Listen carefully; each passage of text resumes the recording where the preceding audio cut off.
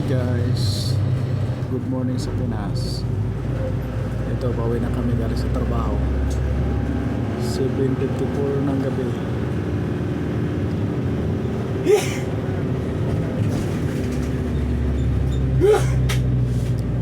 Ito yung normal na daanan namin sa araw-araw.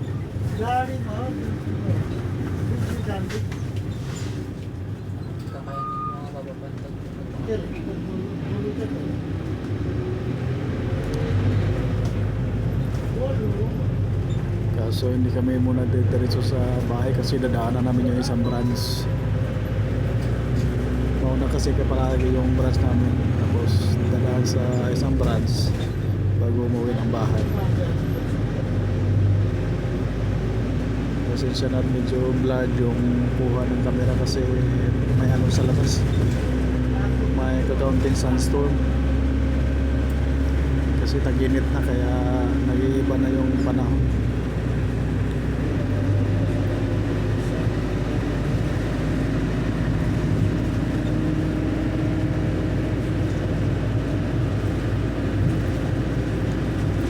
Thank you Lord sa palaging safe sa aming pag-uwi araw-araw, Lord.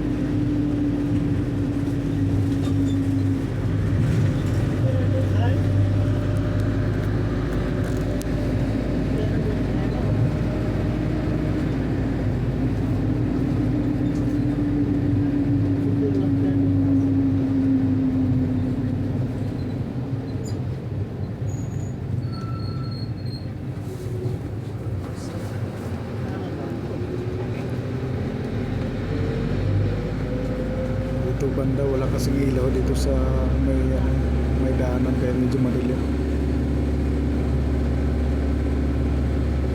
Tapos pangit pa yung daanan dito kasi nakalagay yung drainage sa gitna talaga ng kalsada, kaya puron talaga dito sa disgrasya. Lalo na walang ilaw sa gabi. Tingnan nyo, wala talagang ilaw guys. Yan dami na didisgrasya dito.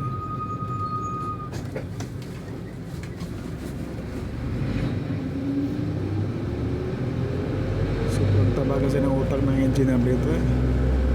Biruin nyo naman yung ano nila, pinagdaanan ng mga kable ng kuryente nasa gitna ng kalsada.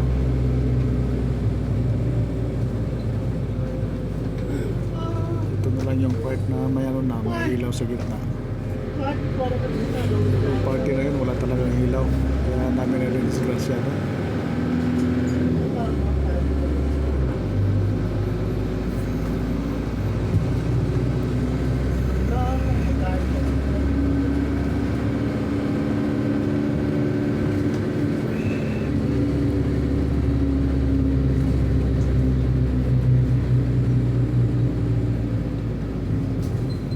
Maganda kasi kuha sa camera kapag may ilaw, di ba?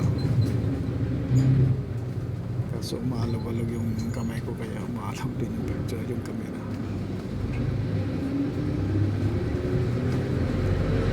Malapit na kami sa isang branch guys. Yun yung malaking tindahan, kasi yung tindahan namin maliit lang.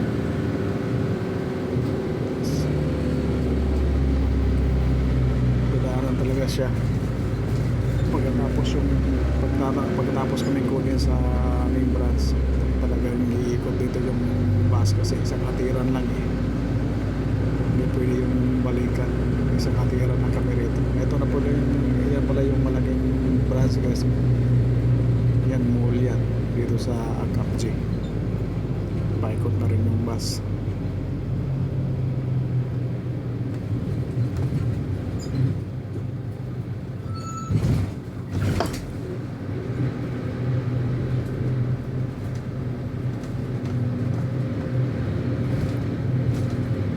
Yan guys, yan yung ano, yung Adventure World. Yan yung mall, tapos yung branch namin. Yan yung farm na yan, yan yung branch namin. Malaking branch. Okay guys, thank you for watching. Please follow for more. God bless, bye bye.